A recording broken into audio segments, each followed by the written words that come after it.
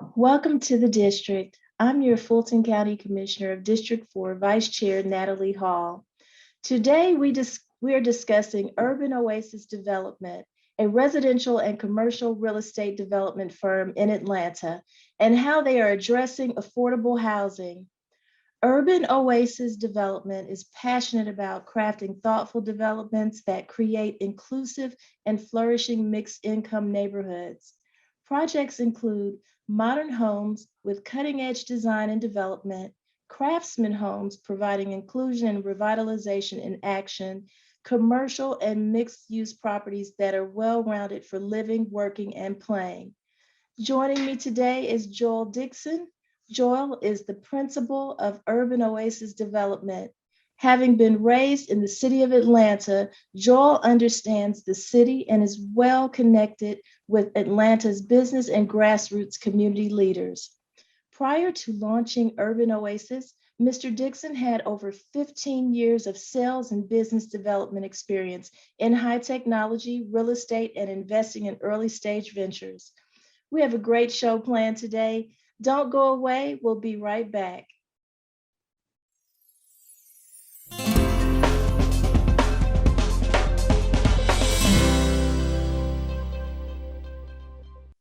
Welcome back to the district. We have a great show planned for you today. I'm your Fulton County Commissioner of District 4, Vice Chair Natalie Hall.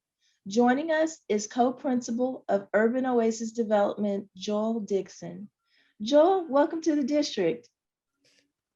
Thank you so much, Vice Chair Hall. It's a pleasure to join you.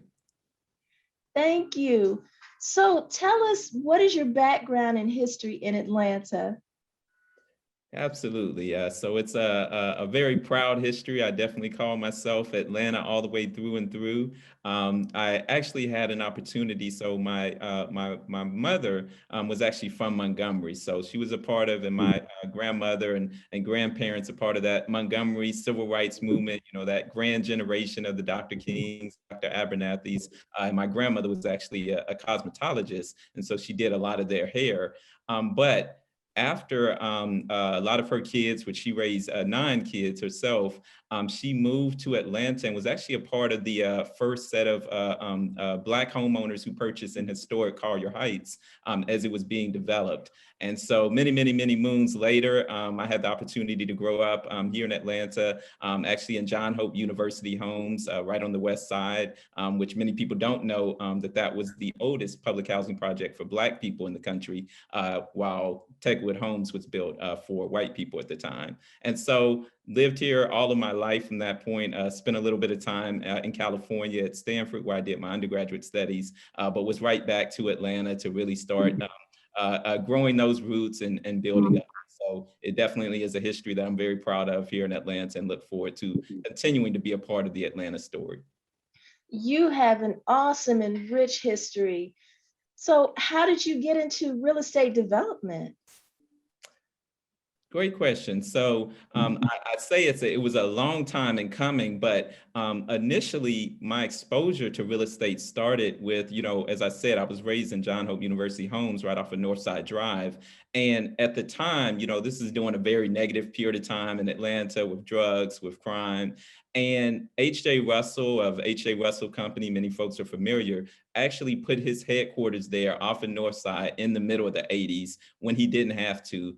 And while I was still a young person at the time, the impact of seeing, green grass, a sparkling brick building really impacted me. And so the fact that he was in real estate was really an initial entry point. Now, I ended up doing technology is really my background. So I did a lot of startup tech and kind of coding, but I never forgot the impact that real estate has in the lives of people. And so coming out of the recession of kind of 2009, 2010, there was an opportunity to really partner with a college friend of mine who at the time was doing real estate in Eastlake and in city of Decatur, and to really be a part of being more productive and proactive in how real estate happens in Atlanta.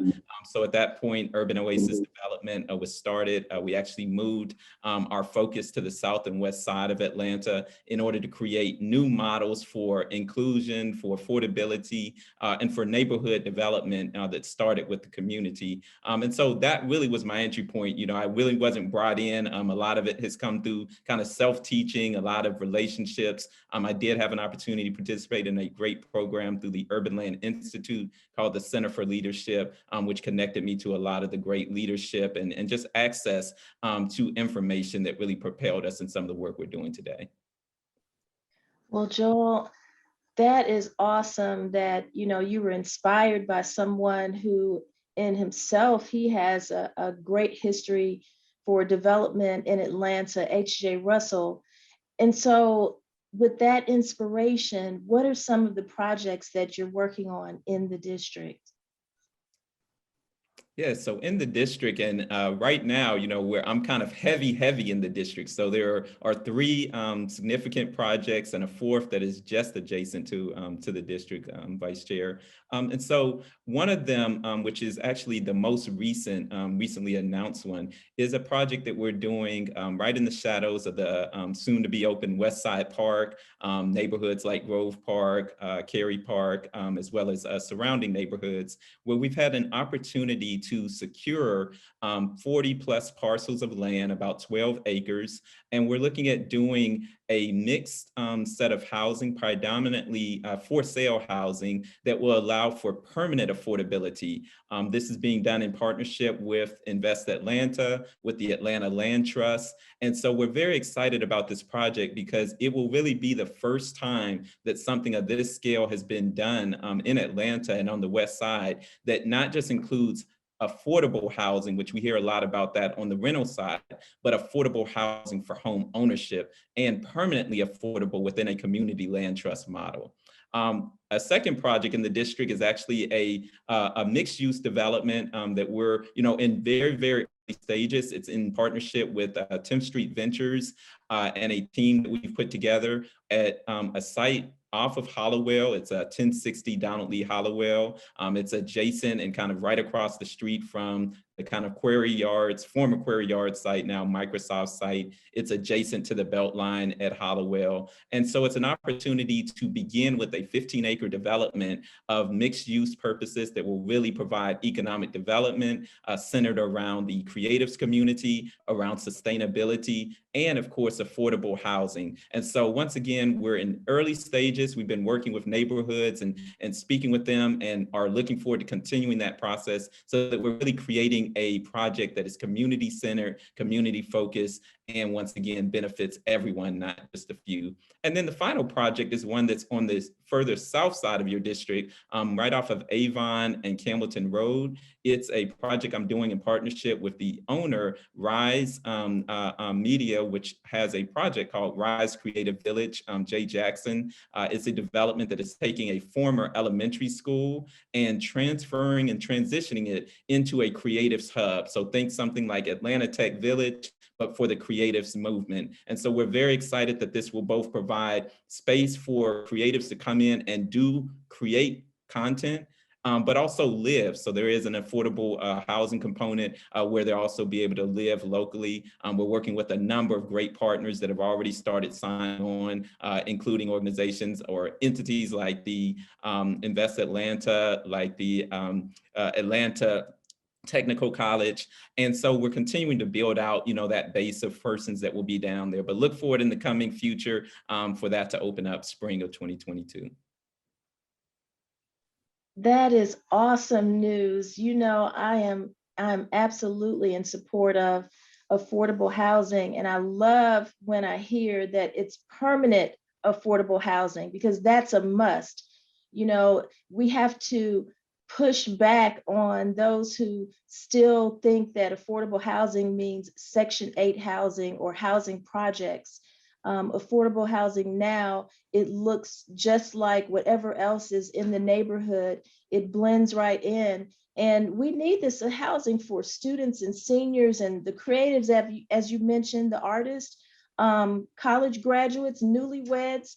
Those are, in our industry of customer service workers, we need that affordable housing to have that blend of incomes And I'm so glad to hear that you're working with Invest Atlanta. Eloisa Clementich is definitely a partner.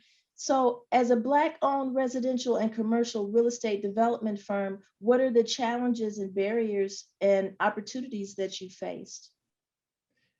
Yeah, so I'd say, these are the challenges that, many Black business owners face. And I think coming out of, last year and what really is still, of course, an ongoing coronavirus pandemic, all of those got amplified, access to capital, opportunity, the ability to really, be transitioned and have the type of access to even marketplaces that's necessary. And so for us, we really find that, we're in a capital intensive industry. Real estate requires a lot of capital to acquire, capital to build, capital to maintain. And that's aside from just, your in-house hiring capital. And so that really has continued to be a source that we're working on. There's a lot of course, announcements that we're hearing in the news every day about capital that's wanting to be provided to Black owned business owners, including in real estate. But the opportunity to see that go from, kind of announcements to actual action that puts real cold hard cash into people's accounts, I think is something that is still being worked through. And so we're excited to continue that process. Aside from that, it also comes down to relationships. Real estate is heavily still focused around relationships. I hate to just use the word, good old boys, because that's, become an almost trite term, but it is very insular. It's relationships that are built up time that then are transferred to new relationships. And so the opportunity to really get embedded into that network has been one that we continue to work on. I will say, I mentioned the Urban Land Institute. And so going through that program and continuing to participate in that a particular organization has really helped me to kind of get embedded in these relationships that, once again, I didn't come from a real estate background or have, anybody who just kind of brought me in, but it has been open enough where I've been able to create those relationships and now open those doors for others. Well, thank you, Joel, so much for sharing this information with us. So let's take a quick break. And when we return, we'll discuss affordable housing opportunities available in District 4.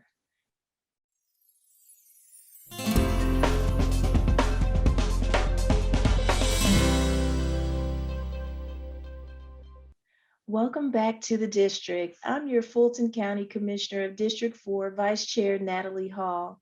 If you're just joining us, Joel Dixon, co-principal of Urban Oasis, has been sharing with us his real estate background and projects that he has been working on in District 4. Joel, what are some of the ways that your projects are addressing affordability? Yeah, so the affordable component and affordable housing is very important. We really look at it as one of the most important aspects that we're working on, and really it's what brought me into real estate itself. Our projects are designed to, incorporate affordability within, once again, a mixed income perspective. And so the project that I mentioned, adjacent to Westside Park and the Grove Park neighborhood and surrounding, we're really excited about. Once again, this is a project that will allow for primarily new construction housing that will be in an ownership model, but that ownership model will allow for ownership for AMI levels as low as 80% and 100% AMI at the top level. But we're also working with a variety of partners, including Invest Atlanta, who will be providing additional down payment assistance. That down payment assistance actually enables homeowners to have a monthly mortgage that is below even what you might find if you were a renter at 50% or 60% AMI. So we're excited that this is something that will better fit within the context of the incomes hyper local to those neighborhoods, because we are looking at this as a way for anti-displacement to make sure residents of those neighborhoods can remain in their neighborhoods. And so it's a very exciting project, once again, not just for the affordability initially, but the home ownership component that's important and the permanent affordability component.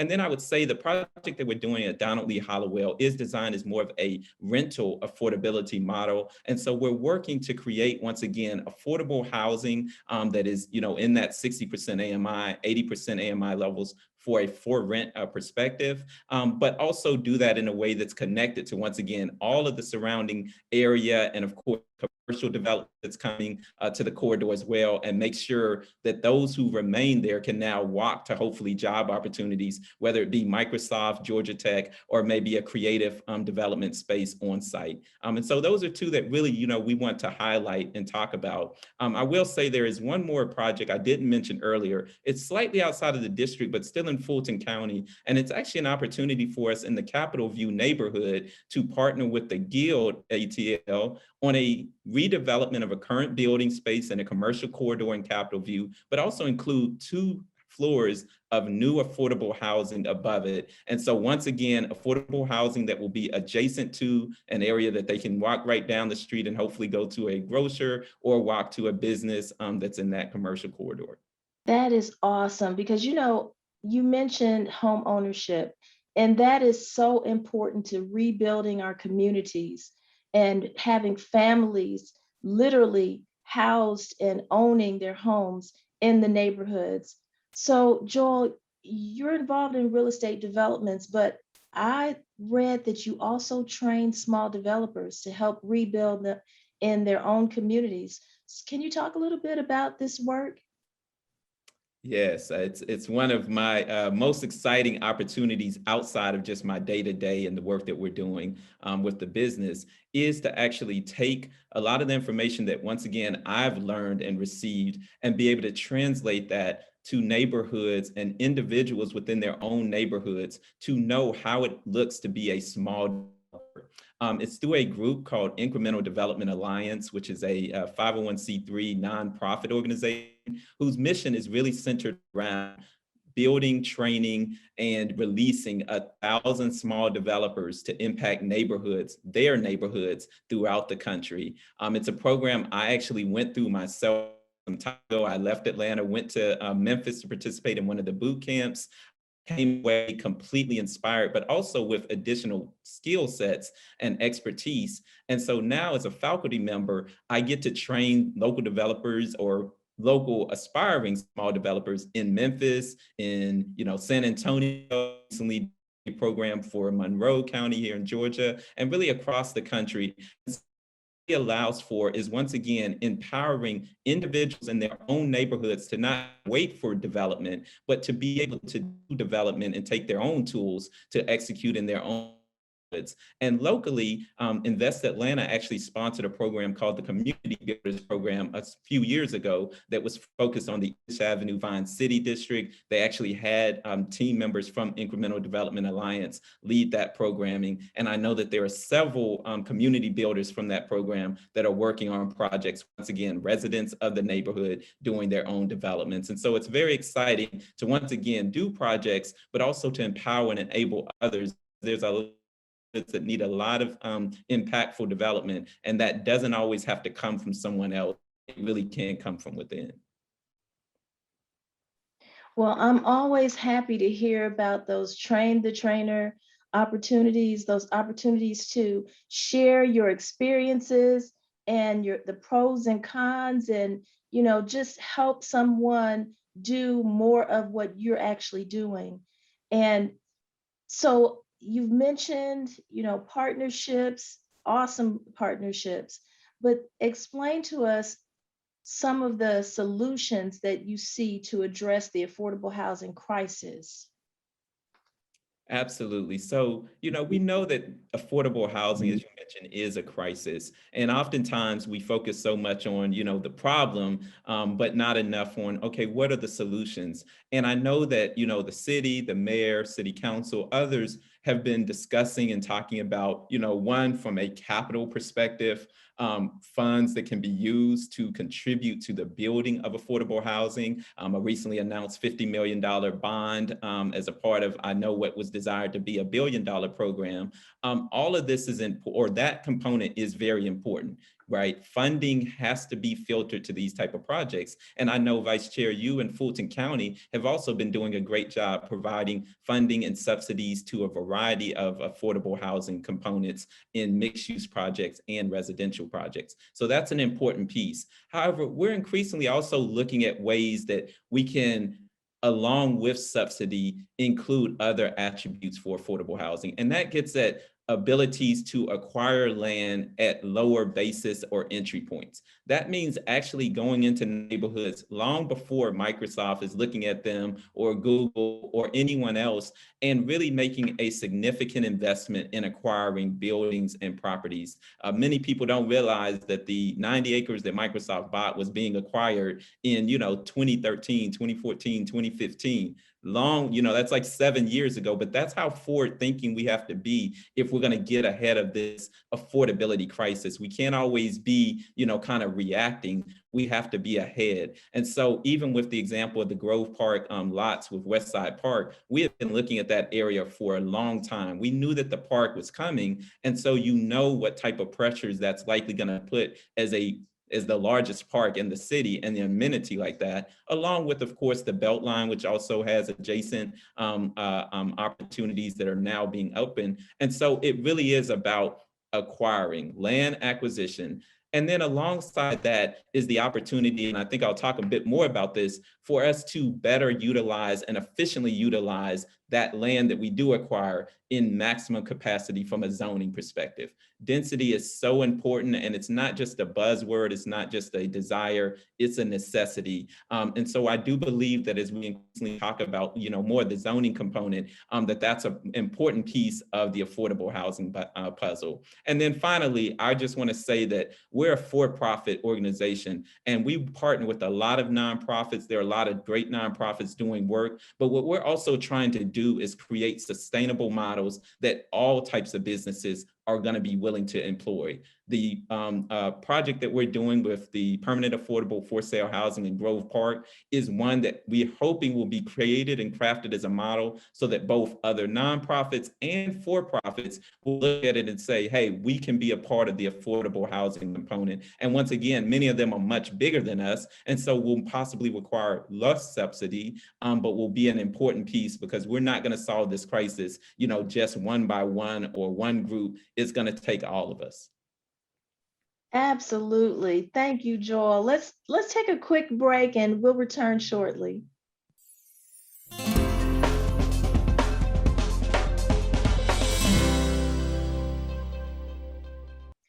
Welcome back to the district. If you're just joining us, I'm your Fulton County Commissioner of District 4, Vice Chair Natalie Hall, here with Co-Principal of Urban Oasis, Joel Dixon.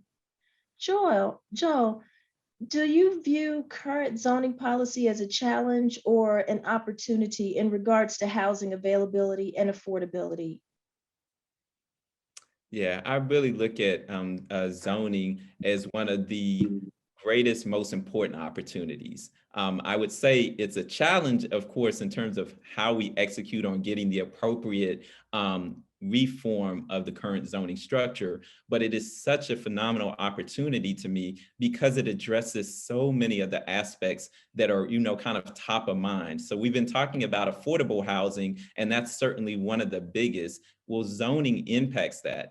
However, also in 2021, coming out of 2020, this diversity, equity, inclusion component and social justice is an important piece, right? And zoning actually impacts that. And then finally, when we look at sustainability, when we look at our environment and the desire, especially in Atlanta, right, where we have this great tree canopy that we all want to preserve, well, how do we go about doing that? Yes, zoning is also impactful related to that. So let me break down what I mean by each one of those impacts. So from an affordable housing component, we just talked about one of our projects, which is once again, the permanently affordable for sale housing along an in Grove Park adjacent to Westside Park.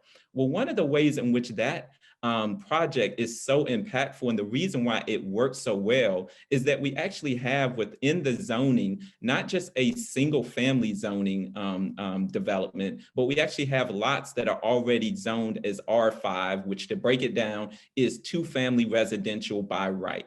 This is a zoning category that used to exist as a base level all over Atlanta, but unfortunately during various times, and this was racial segregated based rezoning, whether it be in the early 1900s, even in the 1980s, it was implemented to change it to a more exclusionary single family only zoning that now exists in 70% of Atlanta.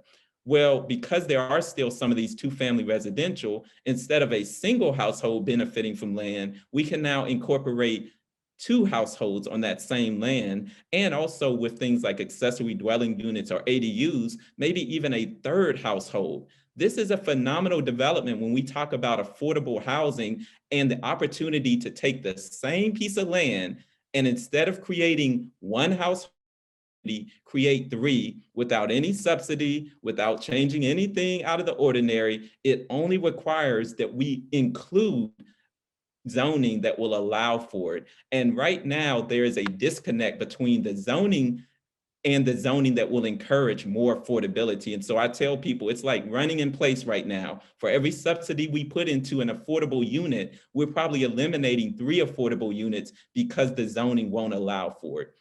Secondly, I mentioned about diversity, equity, and inclusion. Well, when we look at neighborhoods and we look at the fact that we want diversity, right? We want to keep residents in neighborhoods. We want to include other folks that are moving here or adjacent in these neighborhoods.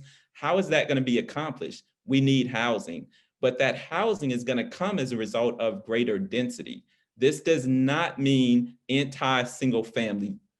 Once again, it does not mean getting rid of single family homes. It means being like any diverse or inclusive fashion, including a variety of housing, which today a lot of it is mentioned around missing middle housing. This is the type of housing that can be embedded very nicely within a single family neighborhood and be exactly like a single family house, but it may be a two-family residential or duplex. It may be a quadplex. It may be a house that has an ADU behind it. Once again, it's ways to normally within a single family neighborhood, preserve the character of that neighborhood, which we all love, but also now embed a bit more diversity or a bit more density so that you can have diversity. And once again, having different price points of that housing also allows for a more inclusive environment. And then finally, when we talk about having a more sustainable environment, i.e. preserving trees, being mindful of the environment, well, if we're not using the land in the most efficient means, that means we really are kind of talking out of both sides, which is let's preserve land, but let's build, one house on a piece of land, tear down the trees there, where ordinarily what we could do is, if we have to selectively take down trees, at least we're taking down trees for 3 units of housing, 4 units of housing, not always just for 1 unit of housing. And so that's where all of these pieces really come together, Vice Chair Hall. And so I do believe while affordable housing is the greatest crisis of our time right now, the zoning is the most important and key point that we should actually be addressing because it's the less expensive option. It's the easiest one to do simple changes to the law, and it will have an impact that will only reinforce some of the other things we're doing with affordable housing, i.e. some of the subsidies of that nature. So yes, I'm very excited that we have an opportunity because there is a lot of land that currently is not inclusive, that as we bring it more into an inclusive zoning fashion will allow us to really address a lot of these issues. Absolutely. Zoning has been an issue in Atlanta for a while, but I am so excited about the new zoning regulations, especially when I heard about the accessory dwelling, which we know really is also known as tiny houses. And I look at them as also guest houses, or they could even be additional income for a homeowner to add an accessory dwelling to their property. So I'm really glad to hear about this new zoning, and I hope it keeps improving. And what would you communicate to the neighborhoods and communities in regards to economic development and how they can impact how transformation unfolds? Absolutely. So, we live in a democracy. We live in a city and an environment where, we as citizens, we as neighbors and neighborhoods can be impactful. That includes through, the MPU structure, which of course, Mayor Maynard Jackson put into place. And so it's very important that we all realize that because of that, our voice is important, and that voice can lead to the right things happening, or it can prevent the right things from happening. And so it's for us and for me, I'm very neighborhood focused. I live in neighborhoods. I moved to the West Side so that I wasn't developing over there. I was developing where I live and in communities and neighborhoods that were my own neighbors. But that also allows me to continue to provide and to inform on topics like zoning, which once again, it may seem like something that's highbrow or unimportant. You may have never heard before, but the fact that that is one of the biggest leading causes of some affordability today probably would surprise some people.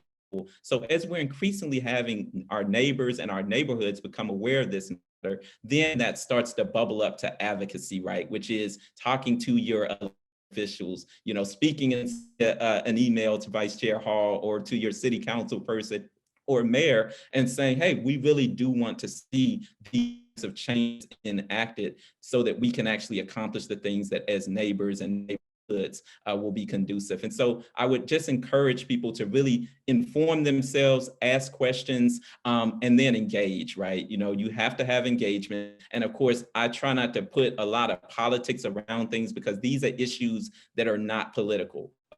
Housing, inclusive housing, having neighbors, right, be able to remain alongside you in neighborhoods. This is something that is just basic human ethic. So I'm hopeful that all of us will continue to work together on those types of topics. And of course, at the neighborhood level, support those through your voice and through your vote. Joel, that was phenomenal what you said about you moved to the community where you wanted to develop and redevelop that community. Develop where you live. That's what stuck out to me. And that is so important. It's the same concept as an elected official needs to live in the district where they are serving. It helps you to really understand what's going on in the community. You can touch the ground, touch the people, and really know what they need and want. And so I commend you for that. And you also mentioned the importance of funding and how governments like Fulton County and City of Atlanta are assisting in funding these projects that offer affordable housing. So how can the listening audience get in contact with your office? Yes, absolutely. So, we're very open. I can be reached via, email, phone, or website. I'll just start out by saying Urban Oasis Development is our company. We do have a website. So if you Google or search for Urban Oasis Development, it will come up, but it's simply urbanoasisdevelopment.com.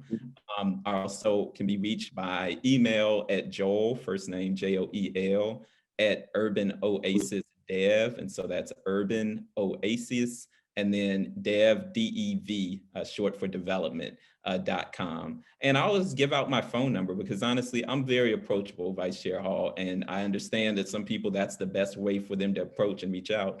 So I can be reached 404-788-6278. Again, 404-788-6278. Always open for conversation. Things stay busy on our side, so it may be that I have to set up a schedule for a time. But I'm very excited about, once again, speaking with my neighbors across your district on a variety of topics and seeing how I can be helpful if it's something that they're involved in, once again, to support their efforts. So feel free to reach out to me. And for those of you who are, potentially watching this and looking at wanting to do development or wanting to figure out how to do models for affordability, we absolutely want to talk, because this is what we need to do, is build capacity, encourage more people to be a part of the solution. And so as we come together, collectively, all of these problems become a lot smaller.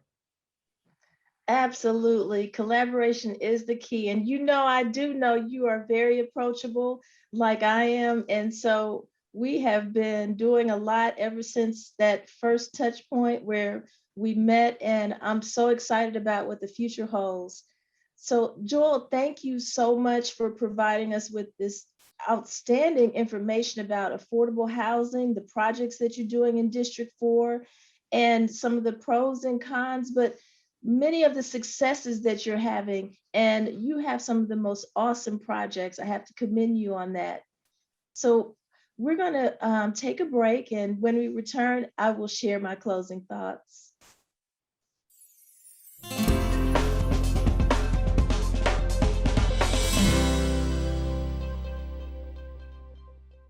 Welcome back to the district. I'm your Fulton County Commissioner of District 4, Vice Chair Natalie Hall. Today we discuss Urban Oasis Development, a Black-owned residential and commercial residential firm in Atlanta, and how they're addressing affordable housing.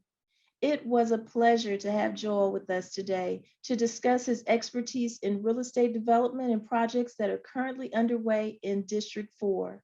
Right now, we're at the height of a seller's market, which occurs when the number of buyers exceeds the number of homes for sale. This means that buyers have fewer homes to choose from, which in turn leads to less competition amongst sellers and gives sellers the opportunity to place a pricey tag on the home being sold. Development firms such as Urban Oasis provide opportunities for you to own an affordable home. You may contact Urban Oasis Development at 678-658-0791 or visit their website at urbanoasisdevelopment.com. That's our show for today. I'm your Fulton County Commissioner of District 4, Vice Chair Natalie Hall. Thank you for watching the district, and please stay updated on the county's response to COVID-19 via the county's website at fultoncountyga.gov. You can also follow me at FulcoD4, that's FULCOD and the number 4 on Facebook, Instagram, and Twitter. And although we see a decline in the number of new COVID-19 cases and deaths, we still need to remember that while in public, wear a mask, wash your hands, and stay 6 feet apart. Until next time, stay safe.